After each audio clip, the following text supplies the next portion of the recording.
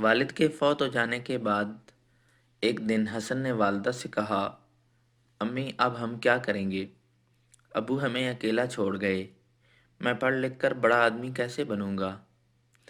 ایسا نہیں کہتے بیٹا، میں ہوں نا۔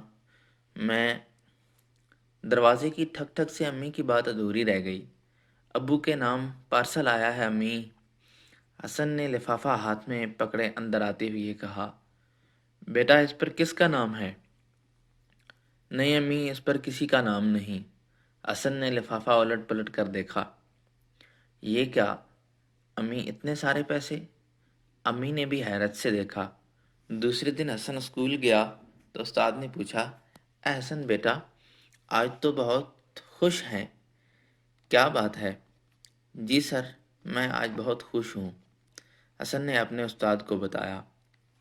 استاد جی، ابو کے بعد میں اور میری امی بہت پریشان تھے، مگر پتہ نہیں کون اللہ کا نیک بندہ ہمارے دروازے پر پیسوں سے بھرا لفافہ چھوڑ گیا۔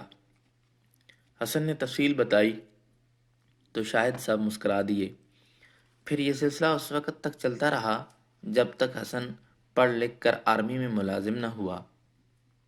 ایک دن استاد کے ہاتھ میں بہت سی کتابیں تھیں، جن میں سے ایک زمین پر گر گئی۔ ان میں سے ایک خاکی لفافہ بھی وہیں گر گیا۔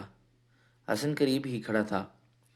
اس نے دیکھ لیا کہ لفافے پر اس کے ابو کا نام اور گھر کا پتہ لکھا تھا۔ اب وہ جان چکا تھا کہ ہر مہینے پیسے کون بھیجتا ہے۔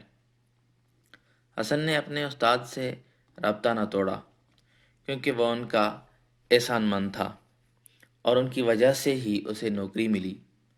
کچھ مہینوں سے اسے چھٹی نہیں مل رہی تھی اور نہ استاد شاہد سے رابطہ ہو رہا تھا۔ چھٹی ملتے ہی حسن گھر پہنچا۔ شام میں جب وہ استاد شاہد کے گھر گیا تو پتہ چلا کہ وہ کرائے کے مکان میں رہتے تھے۔ وہ چند ماہ سے بیمار تھے، کرایہ نہ دے سکے تو مالک مکان نے گھر سے نکال دیا۔ حسن پریشان تھا، مگر جلد ہی اس نے استاد شاہد کا دوسرا گھر ڈھونڈ لیا۔ مگر دیر ہو گئی، کیونکہ شاید استاد کا انتقال ہو چکا تھا۔